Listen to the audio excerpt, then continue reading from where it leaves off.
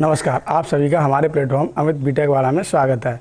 जैसा कि आज हम लेकर आए हैं दिल्ली पुलिस का RWA का मॉक टेस्ट जो आज हमारा हुआ है 15 अक्टूबर को, और उसके हम क्वेश्चन देखेंगे प्रॉपर सॉल्यूशन के साथ। इस मॉक टेस्ट का जो हमारा पहला क्वेश्चन है वो है 17 से विभाजित होने वाली 3 अंकों की सभी प्राकृत संख्याओं का योग क्या है। यानी जो 17 से विभाजित होने वाली 3 अंकों की संख्याओं का हमें योगफल बताना है। ऑप्शन दिए हुए हैं 28,736, दूसरा 28,632 और तीसरा 28,832 और डी ऑप्शन है 28,732। जैसा कि क्वेश्चन हमें देखने में तो छोटा लग रहा है, बट ये छोटा क्वेश्चन है नहीं। इसका आज हम प्रॉपर सॉल्यूशन देखते हैं।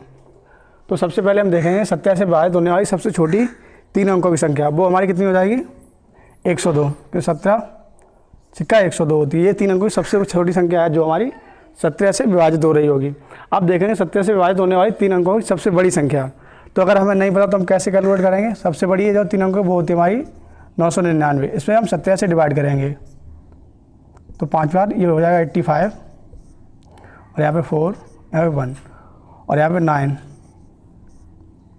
119, 17, 136 यानी 8 बार जाएगा, और यहाँ पर हो जाएगा 136। और ये हमारा कितना बचेगा यहाँ पे 3 और 13। यानी कि जो 3 अंकों की सबसे बड़ी संख्या होगी जो हमारी 17 से डिवाइड हो रही है वो कितनी होगी 999 से हमें 13 रिड्यूस करना पड़ेगा।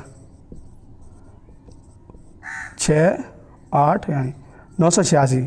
तो 17 से डिवाइड होने वाली सबसे छोटी संख्या हमारी 102 है और सबसे बड़ी संख्या हमारी 986 है। और इन संख्याओं के बीच आने वाली वो सभी संख्याएं जो 17 से डिवाइड हो रही हैं 70 से, उनका हमें योगफल बताना है। तो देखते हैं। तो अगर हम 986 हमारी कितने बार डिवाइड होगी 58 टाइम्स, यानी ये 58 बार नंबर होगा। और ये हमारा कितना होता है 6 और ये 58।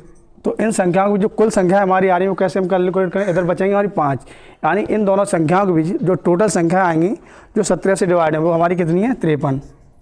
ये मैंने कैसे कैलकुलेट किया, इसमें से इस नंबर को हमने रिड्यूस कर दिया और एक क्या किया हमने ऐड किया है, क्योंकि ये वाला भी हमारा काउंट हो रहा है। तो 53 ऐसी संख्याएं हैं जो हमारी 17 से डिवाइड हो रही हैं, उनका हमसे सम पूछा है। तो पहली हमारी 102 है, दूसरी हमारी कितनी हो जाएगी 119 हो जाएगी, ऐसे करके हमारी लास्ट 986। तो हम बड़े ध्यान से देखेंगे ये क्या है, एक AP बन रही है, यानी कि हमारी समांतर श्रेणी बन रही है। तो इनका हमें योगफल निकालना है। तो टोटल नंबर ऑफ टर्न्स हमारे कितने हैं 53। तो जो उनका सम होता है वो होता है n/2 यानी 53/2 ब्रैकेट में 2 और ये हमारा कितना है 102 प्लस n-1 यानी 53 में से बन जाएगा 52 इंटू डी। इनके बीच जो डिफरेंस आ रहा है वो डिफरेंस हमारा कितना 17 का। इसको हम सॉल्व कर लेंगे, भाई हमारा प्रॉपर आंसर होगा। तो 53/2 ये यहाँ पर हो जाएगा 204 प्लस 17 34 की 4 और हमारी 17 85 और 4 85 और 3 कितना हो जाएगा हमारा 88 यानी 88। तो ये 53/2 और ब्रैकेट में इसको हम ऐड करेंगे तो यहाँ पे 8 हो जाएगा, यहाँ पर 8 हो जाएगा, यहाँ पर 0 यहाँ 1 यानी 1088। इनका सम कितना हो जाएगा 1088। 2 से हम कैंसिल आउट करेंगे इसको, तो ये 5 टाइम्स और ये 4 यानी 544 बार। तो हमें 544 में किसका गुणा करना है 53 का, और यही हमारा आंसर होगा। तो 3 चौक 12 2 12 और 1 13 3 और 3 15 1 16 ब्रैकेट गुणा 5 चौक 20 0 और 5 चौक 20 और 2 22 और 5 25 और 2 27। तो यहाँ पे 2 आएगा, यहाँ पे 3 आएगा, यहाँ पे 8 आएगा, यहाँ पे 8 आएगा, यहाँ पे 8 आएगा, यानी कि ये कितना आ गया 28,832। यानी जो हमारी 28,832 यानी जो हमारी ये संख्याएं हैं इनका जो सम है टोटल वो हमारा कितना है 28,832। ऑप्शन जो हमारा करेक्ट है वो ऑप्शन हमारा कितना करेक्ट है, ऑप्शन सी हमारा एकदम करेक्ट है। और आसानी से हम इसको कैलकुलेट कर ले देंगे। सबसे पहले हमें ये देखना था सबसे छोटी संख्या कौन सी है और सबसे बड़ी संख्या कौन सी है, उन दोनों के टोटल नंबर्स कितने हैं। आराम से AP का फॉर्मूला लगा के हम इसको कैलकुलेट कर सकते हैं। क्वेश्चन नंबर 2, 12 ये हमारा सिंप्लीफिकेशन एरिया है। 12 गुणा big bracket small bracket 9 - 4 divided by curly bracket small bracket 8 divided by 8 का 4 bracket close plus 4 divided by 4 का 2 bracket close curly bracket close big bracket close का मान क्या है। ये हमारा सिंप्लीफिकेशन से है और हमें ऑप्शन गिवन है 80 15/4 और 15/2 और 20। और हम इसका सॉल्यूशन देखते हैं। तो ये 12 बिग ब्रैकेट स्मॉल ब्रैकेट को सॉल्व करें कितना आएगा 5 डिवाइडेड बाई कर्ली ब्रैकेट। इस स्मॉल ब्रैकेट को सॉल्व करो तो क्या हो जाएगा 8 डिवाइडेड बाई 8 और 8 का 4। तो पहले मल्टीप्लाई हो जाएगा, यहाँ पर 32 हो जाएगा और 32 का डिवाइड करना है 8 से, 8 में डिवाइड करना है तो कितना हो जाएगी 1/4। फिर से देखिए यहाँ पर ये मल्टीप्लाई हो जाएगा तो ये 32 हो जाएगा और 8/32 कितना आएगा 1/4 और हमारा जो स्मॉल ब्रैकेट था वो सॉल्व हो गया होगा। प्लस 4 और यहाँ पर 4 का मल्टीप्लाई पहले 2 में होगा क्योंकि हम पहले ऑफ यानी का को सॉल्व करेंगे तो यहाँ हो जाएगा 8 और 8 से जब हम 4 को डिवाइड करेंगे तो हो जाएगा 1/2 यहाँ से नहीं, यहाँ पे ये करली ब्रैकेट और फिर बिग ब्रैकेट। आराम से हमने स्मॉल ब्रैकेट को सॉल्व कर लिया। फिर 12 5 अगर हम करली ब्रैकेट को सॉल्व करें तो क्या डिवाइड बाई यहाँ पे 4 एलसीएम हो जाएगा और यहाँ पे 1 यहाँ पे 2 बिग ब्रैकेट। करली ब्रैकेट भी हमारा सॉल्व हो चुका है। 12 5 और क्रॉस हो जाएगा यहाँ पे कितना हो जाएगा 4/3 क्योंकि 3/4 बनेगा तो क्रॉस में क्या हो जाएगा 4/3 तो ये 12 और ये हो जाएगा 20/3 और 3 से कैंसिल आउट करें 4 टाइम्स यानी 80। तो इसका जो करेक्ट आंसर है वो हमारा कितना है 80 यानी ऑप्शन ए इसका करेक्ट है और बहुत ही आसानी से हम इसको सॉल्व कर सकते थे। सिंप्लीफिकेशन का क्वेश्चन था, ज़्यादा टफ भी नहीं था, बिल्कुल आसानी से हम इसे सॉल्व कर लेते हैं। क्वेश्चन नंबर 3, एक समलंब चतुर्भुज का क्षेत्रफल 1785 वर्ग फीट है। इसकी दो समांतर भुजाओं के बीच की दूरी 35 फीट है और समांतर भुजाओं में से एक की लंबाई 42 फीट है। तो दूसरी समांतर भुजा की लंबाई कितनी है? हमें ऑप्शन दिए 60 फीट, 35 फीट, 65 फीट और 40 फीट। यानी कि हमारा समलंब चतुर्भुज है, उसका क्षेत्रफल दिया है और एक समांतर भुजा दी है और दो समांतर भुजाओं के बीच की लंबाई दी है और हमसे दूसरी वाली भुजा पूछी गई है। तो हम इसका सॉल्यूशन देखते हैं। जो एरिया होता है समलंब चतुर्भुज का वो होता है 1/2 और समांतर भुजाओं के बीच की जो दूरी है यानी 35 और दोनों भुजाओं का योगफल। पहली भुजा हमारी कितनी 42, दूसरी को हम x मान लेते हैं और ये हमें कितना दे रखा है 1785। फिर एक बार समझते, एरिया होता है 1/2 समांतर भुजाओं के बीच की दूरी और दोनों भुजाओं का योगफल। पहली हमारी 42 दे रखी है समांतर भुजा, दूसरी को हम x मान लिया। ये हो जाएगा 1/2 35 और ये 42 + x। देखते हैं हम जो कैंसिल आउट होगा उससे कैंसिल आउट करें। 5 से कैंसिल करो ये 7 टाइम्स और ये हो जाएगा 5 से 3 टाइम्स और ये 2 होगा यानी 5 टाइम्स और यहाँ पे 7 टाइम्स। यानी कि जो हमारा 1785 है, अगर 5 से कैंसिल करेंगे तो कितना हो जाएगा 357 और इसे करें 35 को तो 7 बार और 7 से हम इसे कैंसिल करेंगे तो ये हो जाएगा 5 टाइम्स और 1 टाइम यानी 51 बार। 357 जो 7 से कटेगा वो 51 बार कट जाएगा। तो यहाँ पे 51 दूनी हमारा कितना होता है 102 = 42 + x। तो हमारा x यहाँ से आ जाएगा 60 यानी जो इसका ऑप्शन करेक्ट होगा वो हमारा ऑप्शन ए करेक्ट होगा। आसानी से हम इसको सॉल्व कर सकते हैं, बेहद ही आसान सवाल था। आराम से एरिया का हमने फॉर्मूला लगाया। एरिया होता है 1/2 दोनों समांतर भुजाओं के बीच की दूरी इंटू समांतर भुजाओं का योगफल और कैलकुलेट किया हमने। जो कैंसिल आउट हो रहे थे वो कैंसिल आउट किए और आराम से x की वैल्यू हमने कैलकुलेट कर ली जो हमारी आई 7 फीट। तो हमारी दूसरी वाली भुजा कितनी होगी 60 फीट की।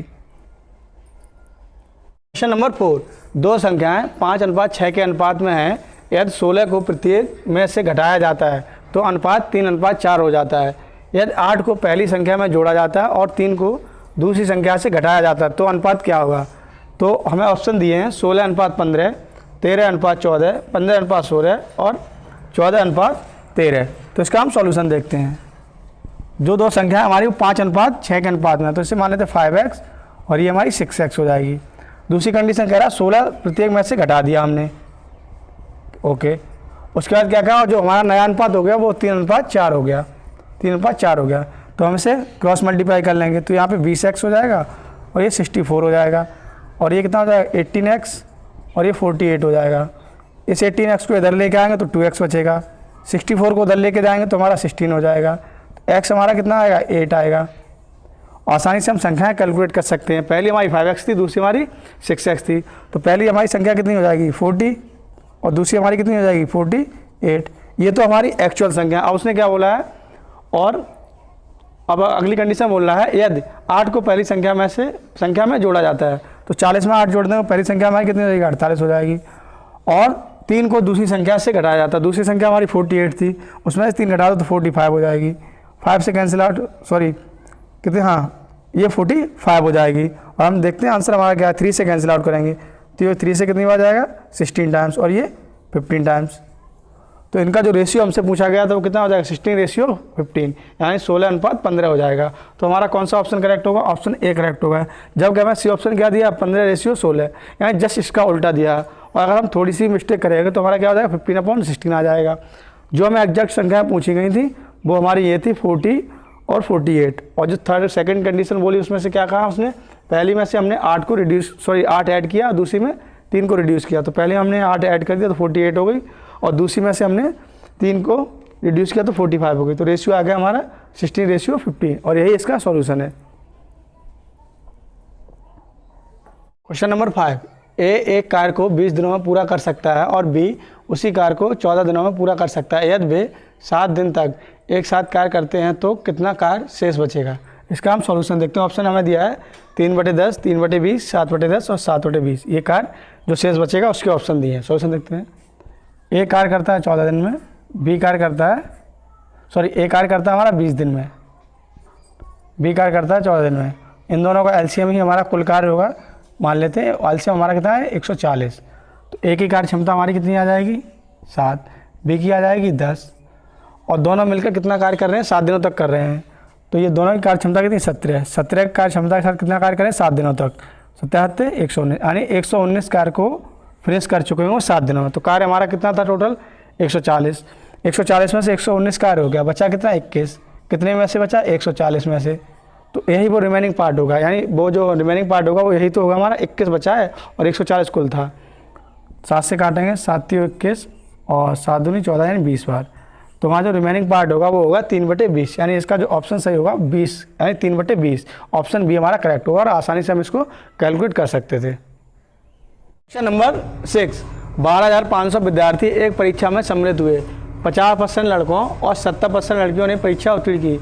यदि उत्तीर्ण होने वाले कुल विद्यार्थियों का प्रतिशत 60% है तो परीक्षा में कितनी लड़कियां सम्मिलित हुई। हमें ऑप्शन दिए हैं 6,500, 6,200, 5,500 और 6,250। यानी कि कुल विद्यार्थी हमारे कितने हैं 12,500, उसमें 50% लड़कियों ने और 70% लड़कियों ने परीक्षा उत्तीर्ण की, और ये कुल का कितना है 60% है। तो इसका हम सॉल्यूशन देखते हैं। बॉयज़ प्लस गर्ल्स हमारे कितने हैं कुल, वो हमारे हैं 12,500, और जो परीक्षा उत्तीर्ण की वो कितना हमारे 70%, 50% लड़के हैं। 50% लड़के का मतलब क्या 0.5% हमारे बॉयज़ हैं और प्लस 70% 0.7% हमारी गर्ल्स हैं, और ये कुल का कितना 60% है। यानी कि 12,050 का 500 का 60% ये हैं जो उत्तीर्ण हुए हैं। तो 60% हम कैलकुलेट कर लेंगे 00, ठीक है, और 125 का हम 6 में मल्टीप्लाई करेंगे तो कितना हो जाएगा 750 और ये 0 यानी 7500। जो दोनों यानी लड़के और लड़कियां मिला के जो उत्तीर्ण हुए वो कितने हुए 7500 उत्तीर्ण हुए हैं। कुल हमारे इतने थे। ये दो हमारी इक्वेशंस बन गई हैं, और हमसे पूछा गया तो परीक्षा में कितनी लड़कियां सम्मिलित हुई, यानी जी का मान हमें कैलकुलेट करना है। तो बी को हमें क्या करना है हटाना पड़ेगा। ये इक्वेशन हमारी फर्स्ट है, ये सेकंड है, तो हमें क्या करना पड़ेगा सेकंड में 2 का मल्टीप्लाई कर देंगे और इसमें से इसे रिड्यूस कर देंगे। तो देखो ध्यान से, बी प्लस जी हमारा कितना है 12,500, और इसमें अगर 2 का मल्टीप्लाई करेंगे सेकंड इक्वेशन कितना हो जाएगा, ये बी हो जाएगा, और ये कितना हो जाएगा 1.4 जी हो जाएगा, और ये हमारा कितना हो जाएगा 15,000। इसको हम रिड्यूस कर देंगे तो ये साइन चेंज हो जाएंगे, ये माइनस के हो जाएंगे। बी से बी कैंसिल आउट हो जाएगा तो कितना बचेगा 0.4 जी, वो भी माइनस का, और यहाँ पे माइनस का 15,000 और यहाँ पे प्लस का 12,500, तो माइनस का कितना बचेगा 2,500। माइनस का हमारा कितना बचेगा 2,500। माइनस से माइनस हमारा कैंसिल हो जाएगा, तो जी हमारा आ जाएगा 2,500 बटे 0.4। तो यहाँ से हम अगर देखें तो क्या 25,000 बटे 4। अब 4 से हम कैंसिल आउट करें तो 4 सिंह 24, 4 दूनी 8, बच्चे 2, 4 पंजे 20 और 4 यानी 6250। तो हमारा ऑप्शन कौन सा सही, ऑप्शन डी हमारा करेक्ट है। यानी जो हमारी जी की वैल्यू है टोटल गर्ल्स जो हैं जो सम्मिलित हुई हैं परीक्षा में वो हमारी कितनी 6,250, और आसानी से हम कैलकुलेट कर लेते। पहली इक्वेशन हमारी ये बनी है, सेकंड क्वेश्चन की इक्वेशन जो हमारी बनी है वो ये बनी है अकॉर्डिंग टू क्वेश्चन, और आसानी से हमने इसको कैलकुलेट कर लिया। तो आंसर हमारा क्या है, डी आंसर हमारा करेक्ट है। क्वेश्चन नंबर 7, रमन ने 9 वर्ष के बाद साधारण ब्याज के रूप में 13,300 रुपये का भुगतान किया। उन्होंने पहले 2 वर्षों के लिए 6% की दर से, अगले 3 वर्षों के लिए 9% और बाकी अवधि के लिए 14% पर कुछ रकम उधार ली थी। उसने कितनी रकम उधार ली थी। यानी हमसे इसमें ये पूछा गया है कि रमेश ने जो रकम उधार ली थी वो कितनी उधार ली थी। ऑप्शन दिए गए 12,000, 12,500, 10,000 और 14,000। ये क्वेश्चन दिखने में जितना बड़ा है और जो डाटा दिया है, लेकिन इसका सॉल्यूशन एक ही लाइन का है, वो बहुत छोटा है। तो कैसे देखते हैं वो कैसे है।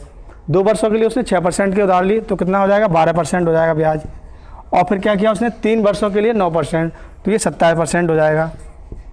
और फिर बाकी 3 वर्ष का ये रहा, 2 वर्ष का ये रहा, वर्ष हमारे पास बचे 4, तो 4 वर्ष पे वो कितना 14% करेगा, तो 14 चौक 56, यानी ये हो जाएगा 56%। ये सब परसेंटेज हम ऐड करें तो 6 और 7 13 और 2 15 की 5 और 5 और 2 7 और 1 8 और एक हासिल थी तो कितना 95, यानी कि टोटल उसने ब्याज तो दिया होगा वो रकम का 95% दिया होगा। और जैसा कि हमें ऑप्शन दिए उसने भुगतान कितना किया 13,300 रुपये का, तो ये जो 12,000 है ये तो हो ही नहीं सकता क्योंकि ये 13,300 से ही कम है। जो रकम होगी वो हमारी कितनी होगी 13,300 से ज़्यादा होगी, तभी तो उसका 95% 13,300 आएगा। बी भी नहीं हो सकता हमारा, सी भी नहीं हो सकता, तो ऑप्शन कौन सा करेक्ट है, डी करेक्ट है। क्योंकि 14,000 का अगर हम 95% निकालेंगे तो हमारा वो आ जाएगा 13,300 रुपये, और इसका सही करेक्ट आंसर क्या होगा 14,000, और जो हम बिना सॉल्व किए से सॉल्व कर सकते हैं। ये इसका एग्जैक्ट आंसर था। क्वेश्चन नंबर 8, 23 संख्याओं का औसत 51 है, पहली 12 संख्याओं का औसत 49 है और अंतिम 12 संख्याओं का औसत 54 है। यदि 12वीं संख्या को निकाल दिया जाए तो शेष संख्या का औसत ज्ञात कीजिए। और हमें ऑप्शन दिए 51.75, 53.25, 52.65 और 50.45। तो इसका हम सॉल्यूशन देखते हैं। 23 संख्याओं का औसत कितना 51 है, तो इनका कुल जो योगफल आएगा कितना आ जाएगा 23 × 51। और हमें जो जो बोला वैसा वैसा हम करते जाएंगे। पहली 12 संख्याओं का औसत 49 है, तो 12 का कितना हो जाएगा 49, और जो अंतिम 12 का औसत कितना हो जाएगा हमारा, वो हो जाएगा हमारा कितना 54 दे रखा है, तो +12 × 54। इस कंडीशन में क्या जो हमारी संख्या 12वीं है वो 2 बार ऐड हुई होगी। पहली बार जब 12 का औसत निकाला होगा तब एक बार ऐड हुई है, और जब अंतिम 12 का औसत निकाला तब एक बार ऐड हुई है, ठीक है ना। तो उसको हम रिड्यूस कर देंगे 1 टाइम्स, ठीक है। तो ये हमारी क्या एग्जैक्ट बराबर होनी चाहिए। x मान लिया हमने 12वीं संख्या x है, तो 12वीं संख्या को हमने हटा दिया, तो ये वाला औसत का योगफल जो है टोटल और ये योगफल टोटल हमारा बराबर होना चाहिए। इसमें जो 12 हमारी 2 बार जुड़ रही थी, तो एक बार हमने 12 को x मान के हटा दिया है। अब इसे हम सॉल्व करते हैं तो x की वैल्यू हम कैलकुलेट कर लेंगे। तो ये होता है 23 × 23 की 3 और 23 पंजे 115, 115 और 3 सॉरी 23 पंजे हाँ 115 और 2 117, ये हो जाएगा। और 12 में 108 की 8 और 12 चौक 48, 48 और 10 58,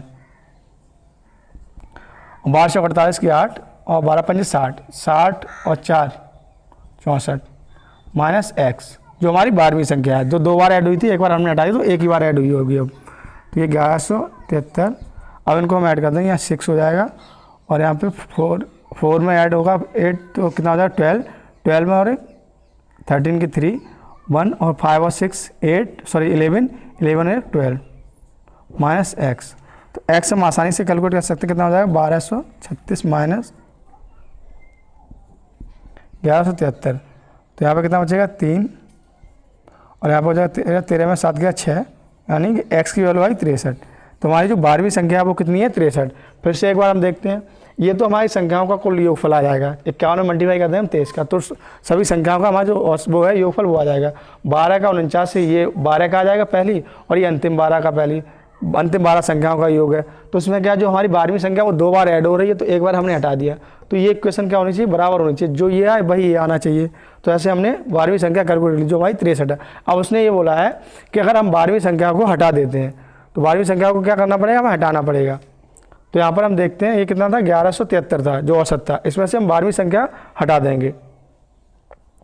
तो 1173 में से 12वीं संख्या आई 63 को हमें रिड्यूस कर देना, तो यहाँ पे 0 बचेगा, यहाँ पर 1 बचेगा और यहाँ पे 1 1, यानी कि जो हमारा अब है जो संख्या हमारे पास अब कितनी बची 22, 22 संख्या कितनी है 1110। तो हमें औसत आराम से हम निकाल सकते हैं, 1110 को डिवाइड कर देंगे हम 22 से, तो 22 से जब डिवाइड करेंगे हम तो कितना आएगा 1110। तो हमारा 22 पंजे 105 सॉरी 22 पंजे 110, यहाँ पे 1 बचेगा, यहाँ पे 0, तो यहाँ पे 0 आ जाएगा, यहाँ पे 0, और ये कितने बार जाएगा 4 बार, और यहाँ पॉइंट लग जाएगा 4 टाइम्स, तो ये हो जाएगा 88, और यहाँ पे हमारा कितना हो जाएगा 2, और यहाँ पे हो जाएगा 2, और यहाँ पे 0 निकल हो जाएगा, और ये पूरा चला जाएगा हमारा सॉरी यहाँ पे 2 हो जाएगा, सॉरी यहाँ पे 1, यहाँ पे कितना हो जाएगा 1, और ये चला जाएगा हमारे 5 टाइम्स और हो जाएगा यहाँ पर 110, यानी कि जो हमारा आंसर सही है 50.45। ऑप्शन डी हमारा करेक्ट है। आसानी से हम कैलकुलेट कर, इंपॉर्टेंट बात ये थी ये इक्वेशन बनाना, और आसानी से अगर हम इक्वेशन बना लेंगे तो ईजिली हम इसको कैलकुलेट कर सकते थे। तो आंसर हमारा डी सही है, यानी 50.45 जो औसत निकल के आएगा। क्वेश्चन नंबर 9, एक वस्तु को इसके क्रय मूल्य से 4/3 गुने मूल्य पर बेचा गया, लाभ प्रतिशत ज्ञात करो। ऑप्शन हमें दिए हैं 100/3, 166/5, 97/3 और 133/4। ये आज के मॉक टेस्ट का बेहद ही आसान सवाल, और आसानी से हम इसको कैलकुलेट कर लेंगे। जो हमारा एसपी यानी सेलिंग प्राइस है वो सीपी का कितना है, 4/3 गुना है। तो एसपी अपॉन सीपी हमारा कितना हो जाएगा, 4/3, यानी जो इसका सेलिंग प्राइस है वो 4 है और जो सीपी है यानी कॉस्ट प्राइस है वो 3 है। तो मैं जो प्रॉफिट हुआ वो कितने का हुआ, 1 का प्रॉफिट हुआ 3 पे, तो 100 पे कितना, तो जो प्रॉफिट आ जाएगा वो 100/3%, 100/3%। और ऑप्शन इसका कौन सा करेक्ट हो जाएगा, ए करेक्ट हो जाएगा, और बहुत ही आसानी से हम इसको सॉल्व कर लेते हैं। ये इसका सॉल्यूशन है। क्वेश्चन नंबर 10, सबसे बड़ी संख्या जिससे 1861 और 2039 को विभाजित करने पर क्रमशः 7 और 5 शेषफल रह जाता है। ऑप्शन दिए 12, 18, 35 और 24। इसका हम सॉल्यूशन देखते हैं। जब उस संख्या से हम 1861 को डिवाइड करते हैं तो कितना शेषफल बचता है, 7, यानी कि तो हमारा यहाँ पे हम लिख लेते हैं 1854, यानी 1861 में से हमने कितना घटा दिया, 7 को रिड्यूस कर दिया। और जब हम उस संख्या से 2039 को डिवाइड करते हैं तो शेषफल बचता है 5, तो आएंगे 2034। ये दोनों वो संख्याएं हैं जो उस संख्या से टोटली डिवाइड हो रही होंगी, और इन दोनों का वो कॉमन फैक्टर हो गया। और सबसे बड़ी संख्या इसका मतलब क्या है, इंडायरेक्ट वे में वो हमें इन दोनों संख्या का हाईएस्ट कॉमन फैक्टर एचसीएफ जानना चाह रहे हैं, मासा पूछना चाह रहा है। तो देखते हैं इसका सोल्यूशन कैसे है।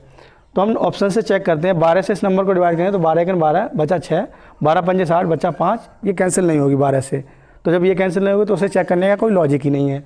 अब 28 देखते हैं, 18 × 18 18, ये कैंसिल हो रही है, 18 × 18 और बचा यहाँ पे 23 हो जाएगा, तो 18 × 18 बचेगा 5, 18, ये भी कैंसिल हो रही है। और 35 से ये कैंसिल क्यों नहीं होंगे, क्योंकि लास्ट में 5 है। एक बार इसको 24 को और चेक करते हैं, ठीक है। अगर देखते हैं 24 से ये कैंसिल आउट हो रही कि नहीं, इसको पहले हम देख लेते हैं 24 से। तो 24 का इसमें हम डिवाइड करें तो कितनी बार जाएगा ये, 203 में, और 9 बार नहीं 8 बार। तो 8 × 32 की 2 और 8 2 16, 16 3 19। तो यहाँ पे कितना हो जाएगा 1, और यहाँ पर हो जाएगा हमारा 1, और यहाँ पे 4, और ये डिवाइड नहीं होगा हमारे पूरी तरीके से नंबर, यानी 24 से ये नंबर हमारा डिवाइड नहीं हो रहा है। जब 24 से ये डिवाइड नहीं हो तो इसका चेक करने का कोई लॉजिक नहीं। तो ऑप्शन हमारा कौन सा करेक्ट है, ऑप्शन बी करेक्ट है। आसानी से हम कैलकुलेट कर लेंगे, यानी इन दोनों का जो हाईएस्ट कॉमन फैक्टर है वो हमारा 18 है, और 18 ही वो नंबर है जो इन दोनों नंबर को डिवाइड करने पर क्रमशः 7 और 5 शेषफल दे रहा होगा। क्वेश्चन नंबर 11, 40 किलोमीटर की दूरी तय करने में ए को बी से 2 घंटा 30 मिनट अधिक लगते हैं। यदि ए अपनी चाल दोगुनी करता है तो वह इसे बी से 1 घंटे कम समय में तय कर सकता है। ए द्वारा 40 किलोमीटर की दूरी तय करने में लगने वाला समय ज्ञात कीजिए। यानी ए जो है, ए और बी है, वो 40 किलोमीटर की दूरी तय कर रहे हैं। ए क्या लेता है, 2 घंटा 30 मिनट, टाइम ज़्यादा लेता है बी से, लेकिन जब वह ए अपनी चाल दोगुनी कर देता है तो वो बी से 1 घंटा कम लेता है। तो हमसे पूछा गया है 40 किलोमीटर दूरी तय करने में ए कितना समय लेगा। ऑप्शन दिया हमें 5 घंटे, 9 घंटे, 6 घंटे और 7 घंटे। इसका हम सॉल्यूशन देखते हैं। जो हमारी फर्स्ट कंडीशन है उसके हिसाब से हम इक्वेशन बनाते हैं। तो ए की चाल हम ए मानेंगे और बी की चाल को हम बी ही मानेंगे। तो ए चल रहा है 40 किलोमीटर की ए से, और बी चल रहा है 40 किलोमीटर बी की चाल से। और समय कौन ज़्यादा ले रहा है, ए ज़्यादा ले रहा है। तो दूरी बटे चाल जो होती है वो समय होता है, और दूरी बटे चाल ये भी समय है। इन दोनों का जो अंतर है वो कितना है, 2.5 घंटे का, क्योंकि ए ही हमारा समय ज़्यादा ले रहा है। 2.5 घंटे का मतलब क्या, 5/2। ठीक। दूसरी कंडीशन में क्या है, अब यार ए समय कम ले रहा है, उसने अपनी चाल को दोगुना कर दिया है, यानी बी चल रहा है बी से ही -40/2a, और अब की बार क्या है, ये 1 घंटे के बराबर है। अब की बार जो समय ज़्यादा ले रहा है बी ज़्यादा ले रहा है, कम कौन ले रहा है, ए। तो इन दोनों का अंतर कितना, 1 घंटे का। ये दोनों इक्वेशंस हैं। तो हम जब दोनों को ऐड कर देंगे तो क्या हो जाएगा, ये और ये कैंसिल आउट हो जाएंगे ऐड करने पर, और यहाँ से हमारा आ जाएगा 40/a है, और ये 40/2a है। तो 40/a में से जब ये वाला नंबर हमारा रिड्यूस होगा तो कितना बचेगा, 40/2a। तो एलसीएम हमारा 2a आ जाएगा, यहाँ पे 80 हो जाएगा, 80 में से 40 रिड्यूस होगा तो कितना बचेगा, 40/2a। अब ये क्या, ये दोनों ऐड हो रहे हैं, 5/2 में हमारा 1 ऐड हो जाएगा तो 7/2 हो जाएगा। और यहाँ से हम ए देखते हैं, तो ए की चाल हमारी कितनी निकल के आएगी, अगर हम ध्यान से देखें तो 2 से 2 कैंसिल हो जाएगा, ए आ जाएगा हमारा 40/7 किलोमीटर पर आवर। यानी जो ए हमारा है उसकी चाल कितनी, 40/7 किलोमीटर पर आवर। और एक और डिस्टेंस कितनी कवर करनी है, 40, उसे 40 डिस्टेंस कवर करनी है और उसकी चाल कितनी, 40/7। तो 40 से 40 कैंसिल, 7 हमारा ऊपर पहुंचेगा। तो आंसर हमारा कितना हो जाएगा, 7 आवर। यानी ए जो है वो 40 किलोमीटर की डिस्टेंस कितने से कवर कर लेगा, 7 घंटे में कवर कर लेगा, अगर वो एक ही चाल से चल रहा है। और अगर 2A से चल रहा है तो कितने में कर लेगा, 3.5 घंटे में। तो ऑप्शन हमारा जो करेक्ट है वो कौन सा करेक्ट है, ऑप्शन डी करेक्ट है। यानी 7 घंटे में उस दूरी को कवर कर लेगा। क्वेश्चन नंबर 12, यह 2 वर्षों के लिए 10% की दर से वार्षिक चक्रवृद्धि ब्याज 4200 रुपये है, तो मूलधन ज्ञात करो। ऑप्शन दिया 24,000 और 17,500, 16,000 और 20,000। ये चक्रवृद्धि ब्याज यानी कंपाउंड इंटरेस्ट का बेहद ही आसान सवाल है। 10% की दर लग रही है कितने वर्ष के लिए, 2 वर्ष के लिए। तो हम इसकी कम निकाल लेंगे, 10% प्लस 10 प्लस ये 10 का 10 में गुणा 100/, यानी कि ये हो जाएगा हमारा 21%। जो इसकी इफेक्टिव परसेंटेज आएगी वो कितना हो जाएगा, 21%। कैसे कैलकुलेट करते हैं, जब हमारा चक्रवृद्धि ब्याज लगता है कितने के लिए रहेगा, 2 वर्षों के लिए। तो A plus A square by 100, तो वहाँ से हमारा 21% आ जाएगा। यानी 2 वर्ष में जो ब्याज लगेगा वो मूल राशि का कितना लगेगा, 21% लगेगा। और इसमें देखते हैं हम 20,000 का देखते हैं, 20,000 का 21% कितना होता है हमारा, 4200 ही होता है। तो ऑप्शन हमारा डी करेक्ट हो जाएगा। आसानी से हम इसको कैलकुलेट कर लेते और ये इसका आंसर है। नंबर 13, ए किसी कार्य को 12 दिनों में कर सकता है, बी उसी कार्य को 18 दिनों में कर सकता है। वे एक साथ 4 दिन तक कार्य करते हैं, अकेले सी शेष कार्य को 6 दिनों में पूरा करता है। यदि उन्हें पूरे कार्य के लिए 3,240 यानी 3,240 रुपये मिलते हैं, तो इस राशि में सी का हिस्सा ज्ञात करो। ऑप्शन दिया मैं, यानी 1,170 रुपये, 1,440 रुपये, 1,260 रुपये और 1,080 रुपये। तो हम देखते हैं इसका सॉल्यूशन। ए कार्य को कितने दिनों में कर रहा है, 12 दिनों में कर रहा है। बी कार्य को कितने दिनों में कर रहा है, 18 दिनों में कर रहा है। तो कुल कार्य हम कितना, दोनों का एलसीएम 36 मान लेंगे, 36 कार्य कर रहा है। तो इसकी क्षमता हमारी कितनी आ जाएगी, ए की वो आ जाएगी 3, बी की कितनी आ जाएगी, 2 आ जाएगी।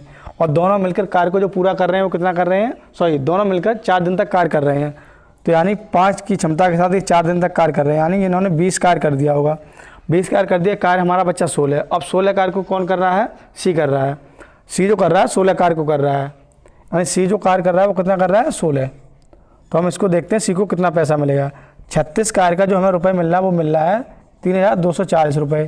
तो एक का कितना हो जाएगा हमारा, 3,240/36। और हमें 16 कार्य का चाहिए, क्योंकि सी ने जो कार्य किया वो 16 किया है। तो 16 कार्य का हमारा कितना हो जाएगा, 16 का हो जाएगा हमारा 3,240/36। ये तो एक का था, मल्टीप्लाई 16 यानी 16 का।